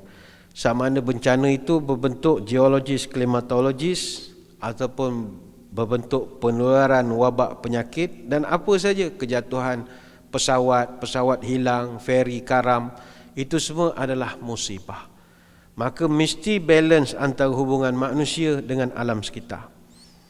Dan dalam Quran, saudara-saudari sekalian, perancangan bandar ini adalah perkara yang juga diberikan garis panduannya dalam Quran. Allah Ta'ala berfirman, wallahu ja'ala lakum min buyutikum sakana wa ja'ala lakum min juludil an'ami buyutan tastakhifunaha yawma dha'nikum wa yawma iqamatikum wa min aswafiha wa awbariha wa asy'ariha asasan wa mata'an ilahin. Maksudnya, dan Allah menjadikan bagi kamu rumah-rumah yang mana kamu dirikan rumah itu sebagai tempat tinggal, dan dia menjadikan bagi kamu kulit binatang-binatang ternak untuk kamu jadikan kemah sebagai tempat berteduh, yang kamu mendapatinya ringan untuk dibawa ke mana-mana semasa kamu merantau atau semasa kamu bermukim di sesebuah tempat. Dia juga menjadikan bagi kamu berjenis-jenis bulu binatang daripada binatang ternak itu yang dijadikan barang perkakas rumah dan juga perhiasan untuk kamu menggunakannya hinggalah kepada satu masa. Surah An-Nahl ayat 80. Maka kata ulama tafsir, perancangan bandar ini bukan perkara yang enteng, perkara yang telah diberikan garis panduannya oleh agama. Jadi tujuan mendirikan bandar, kata ulama berdasarkan ayat tadi, adalah untuk mewujudkan kawasan penempatan dan perlindungan. Itu yang mustahaknya, penempatan dan juga perlindungan.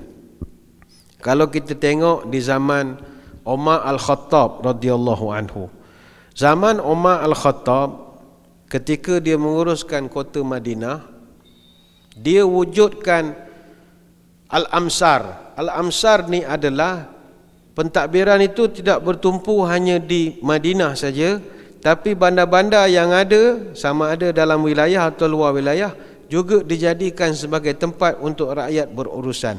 Macam kita sekarang ni konsep UTC apa semua itu telah dibuat oleh Umar Al-Khattab.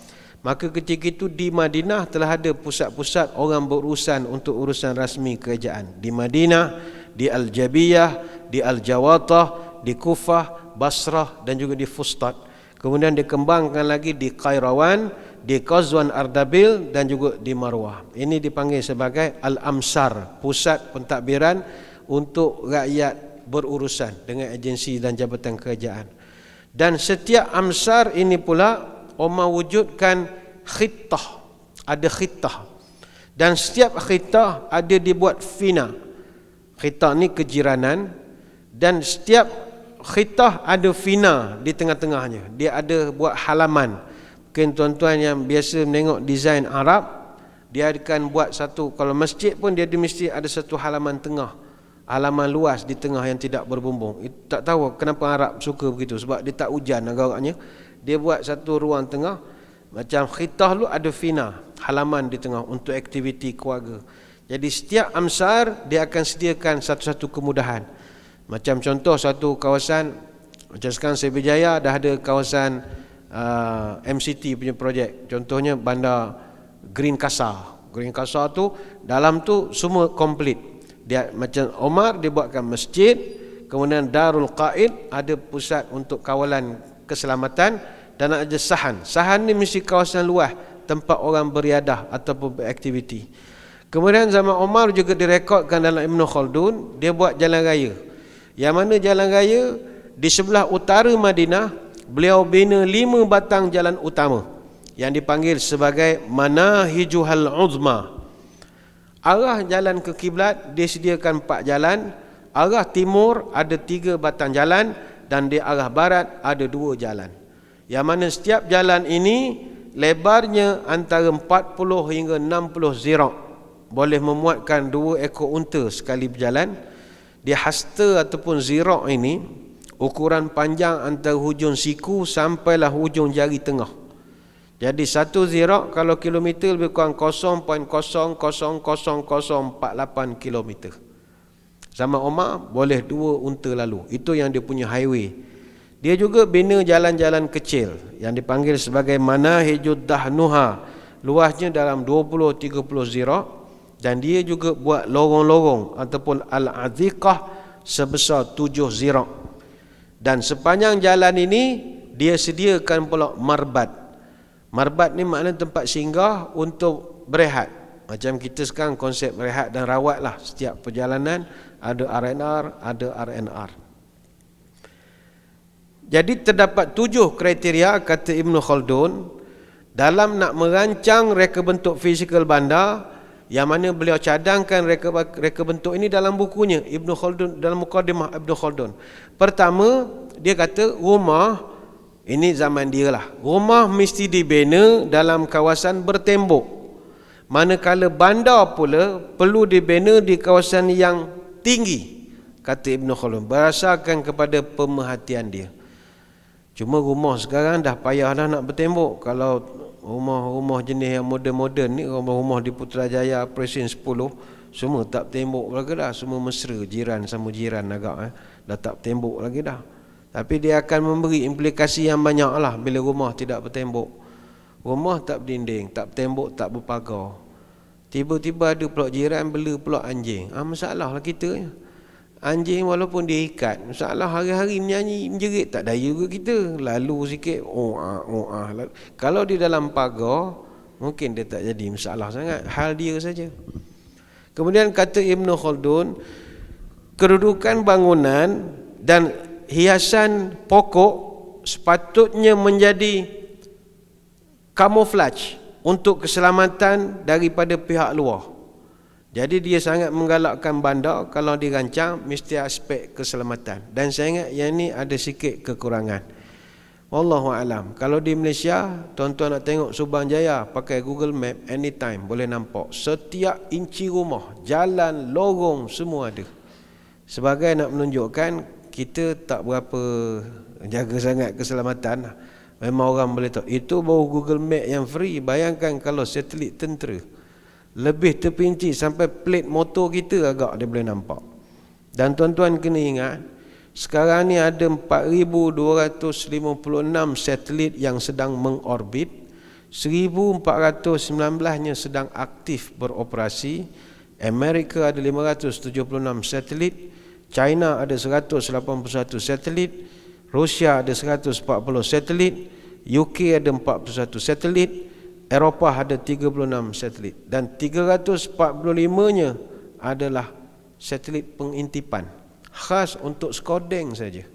Jadi bayangkanlah bagaimana terdedahnya kita andai kata kita tidak berusaha untuk mencipta kamuflaj untuk mengawal daripada pengintipan pihak luar. Sebab itu maaf kalau tuan-tuan nak tengok peta Singapura, itu memang agak susah. Sebab mereka memang tanam pokok yang gerabak-gerabak betul. Pokok saga, pokok tekoma, pokok mana trumpet yang keluar bunga warna-warni musim tertentu. Pokok Senegal mahogani, dia tanam broadleaf mahogani. Daripada airport sampai, daripada Changi sampai Tampines, Changi sampai ke tempat-tempat makan dia di Bedok di mana, sepanjang jalan pokok. Selain pada sejuk, teduh, ini juga boleh mengawal daripada skodeng pihak luar. Begitu payah nak tengok apa yang ada, kerana semua dia ada kanopi pokok. Jadi saya ingat ini perlu dimasukkan dalam agenda kita, kerana diulang-ulang oleh Ibn Khaldun dalam banyak bab sebagai mustahaknya membuat sesuatu yang bersifat menjaga keselamatan bandar dan negara kita. Yang kedua, kata Ibn Khaldun, sebuah bandar itu mestilah dijaga pengudaraannya, ataupun kalau kita sekarang atmosfera, yang kita nak jaga pencemaran udara. Udara yang masuk ke bandar kawasan, kata dia, mestilah segar, bersih dan tidak tercemar dengan debu kotoran. Oleh itu, wujudkanlah pelbagai bentuk-bentuk tanaman-tanaman yang boleh membersihkan udara, kata Ibn Khaldun. Ialah masalah pokok ni tuan-tuan, kosnya tidak murah juga pokok ni. Pokok tidak murah. Macam saya jaga masjid, masjid negeri. Kita nak buat landscape masjid memang tidak murah jugalah. Pokok tidak murah. Tapi apa yang kita boleh buat adalah kita tiru sebagaimana contoh di Turki. Di Turki ada satu buku, dia cerita A History of Philanthropic Foundation. Cerita tentang orang-orang yang banyak bagi sumbangan kepada pembangunan di Turki. Semua yang ada di Turki adalah sumbangan wakaf. Dana yang mereka perolehi dia gunakan pertama untuk tanggung kos orang muda yang nak kahwin, duit daripada wakaf. Yang kedua, dia gunakan duit itu untuk beri allowance kepada anak-anak yang jaga mak bapaknya yang uzur, ada allowance. Yang ketiga, dia gunakan dana itu untuk beri makan percuma kepada migratory birds, burung-burung hijrah. Dia ada buat sanctuary burung, tapi burung tu makan kos juga. Macam kita di Malaysia banyak sanctuary burung. Di Melaka ada, Perak ada, di Pahang ada, di Seberjaya ada, di Johor ada. Tapi kita keluar peruntukan kerajaan. Macam dia ambil daripada sumbangan orang ramai, migratory birds. Begitu juga untuk bangau. Dia ada spesies bangau yang singgah di Turki 2 kali setahun. Dia bagi makan daripada dana itu. Begitu juga dia bantu orang yang diisytiharkan muflis daripada duit wakaf, sumbangan wakaf itu. Begitu juga bantuan membeli kasut sekolah kepada pelajar-pelajar miskin daripada bantuan itu. Dan yang menariknya juga adalah pokok-pokok yang ditanam di Turki adalah sumbangan wakaf juga daripada dana. Jadi kalau kita pergi ke Turki, Istanbul, bulan 4, musim-musim bunga dia yang begitu cantik, kebanyakan daripada bunga-bunga itu adalah tajaan, sumbangan. Wallahu alam, benda ini perlu digerakkan sebab bukan sebab nak cantik, tapi kerana faktor peredaran udara yang bersih, kata Ibn Khaldun. Yang ketiga, bandar mestilah dibina berhampiran dengan punca air ataupun sebatang sungai yang mengalir bersih, kerana ianya menjadi elemen paling mustahak dalam kehidupan. Selain daripada memberikan kemudahan, ia juga memberikan ketenangan kepada penduduk. Kalau bandar tu ada sungai, ada tasik, kata Ibn Khaldun, ialah macam kita air, bekalan air tak ngarapkan sungai dengan tasik itu, tapi dia boleh memberi ketenangan. Sian orang Kuala Lumpur. Orang Kuala Lumpur sungai tak ada. Jadi dia buatlah sungai sendiri di rumah. Senyum je menengok sungai. Dia buat water fountain sendiri, air terjun sendiri. Kesian tuan-tuan. Sebab air ni ketenangan. Kita mungkin tak perasan. Tuan-tuan duduk kat air terjun, duduk tepi pantai ni pula musim-musim bulan mengambang penuh. Suka menengok laut. Tengok macam ada spotlight cantiknya. Dia air ni ketenangan. Sebab itu di Singapura dia sampai buat persembahan percuma, light and sound. Ada persembahan air pancuk tu, orang suka pada air tu. Macam KLCC kan kerap buat kerjaan gitu. Dia pasang lagu Piramli, getaran jiwa. Air tu berjoget. Orang suka. Dan ketenangan benda yang payah nak didapati sekarang. Biarlah bukan senang kita nak buat bandar yang ada air. Pandai-pandailah tuan mikir macam mana nak wujudkan air itu dekat bandar itu. Janji dia ada gembira lah. Tengok air ni jadi gembira. Dan kita risau. Sekarang ni orang risau masalah penyakit COVID-19 dan macam-macam. Sedarkah kita orang yang penyakit gangguan kebimbangan ini lebih ramai di Malaysia? Dia panggil anxiety disorder. Sampai Kementerian Kesihatan mendedahkan 1/6 rakyat Malaysia ada gangguan mental. Dan mental illness yang paling banyak sekali adalah MDD, Major Depressive Disorder, kemurungan besar. 6.3% daripada penduduk dewasa di Malaysia mendeриtai sakit MDD. Yang mana MDD ini paling ramai dideritai oleh orang perempuan, 110,000, berbanding dengan laki-laki 60,000. Yalah, dia nak menderita sakit tu dia punya pasal, tapi masalah kosnya jadi tinggi kerana mereka ni juga secara automatik kalau dah kena MDD dia akan kena penyakit fizikal. Kajian menunjukkan hampir 50%, iaitu 48.3%, orang yang MDD akan mesti ada at least satu penyakit kronik.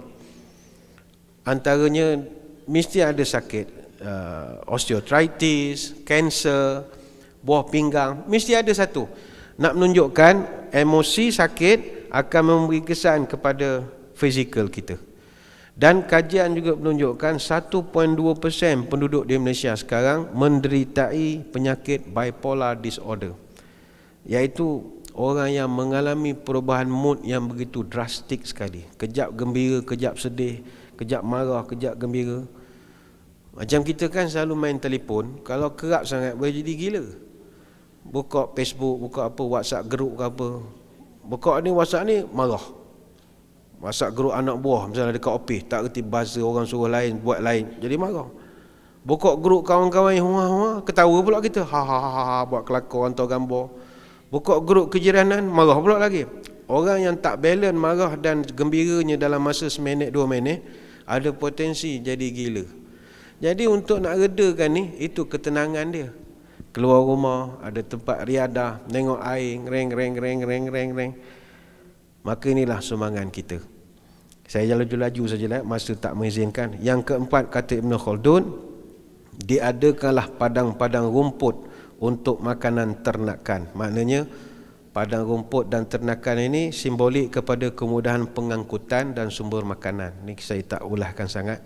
Yang kelima, mewujudkan tanah-tanah lapang yang boleh digunakan untuk bercucuk tanam, allotments, iaitu kita sediakan tanah yang khas dan sesuai untuk melakukan aktiviti bercucuk tanam.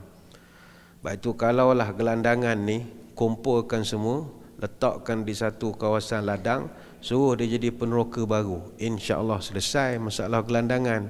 Masalah mungkin dia memang tak nak kerja kot. Dia memang golongan buat perabot kursi meja, kepala serabut, duduk saja. Dia memang suka duduk saja begitu. Payah nak diselesaikan. Yang keenam, bandar mestilah berdekatan dengan hutan untuk bekalan kayu bakar. Ini zaman dia lah. Untuk tujuan pembinaan bangunan dan bahan bakar. Dalam konteks kita adalah berdekatan dengan hutan ni dalam arti kata, mari kita hidupkan kraft tangan, hasil seni, perabot dan kedudukan hutan mestilah dikekalkan dalam mana-mana bandar yang nak menjadi bandar yang lestari. Dan yang ketujuh, yang terakhir, bandar itu mestilah terletak berdekatan dengan laut untuk memudahkan pergerakan barang-barang makanan. Ini kita panggil import dan ekspor lah. Ini tak kaitan sangat dengan kita. Inilah sedikit sebanyak 7 perkara, tuan-tuan sekalian, yang diberikan garis panduannya oleh Ibn Khaldun dalam kita nak membangunkan sebuah bandar yang benar-benar memberi impak yang baik kepada rakyatnya. Dan Ibn Khaldun bukanlah seorang biasa-biasa, dia telah memerhatikan jatuh bangun tamadun ini sejak daripada zaman Nabi sampailah Turki Osmaniyah dikumpulkan beberapa kerajaan-kerajaan, macam mana mereka hebat, macam mana mereka jatuh, itu semua telah dikaji oleh beliau. Banyak nak diterangkan, tapi kita ada lagi acara-acara yang lain. Saya kira sekadar itulah saja sembang-sembang pada tengah hari ini. Sekali lagi saya mengucapkan ribuan terima kasih atas undangan. Mohon maaf sebarang kekurangan. Moga-moga kita bertemu pada lain-lain kesempatan. Sekali lagi saya mengucapkan selamat menyambut 100 tahun perancang bandar di Malaysia.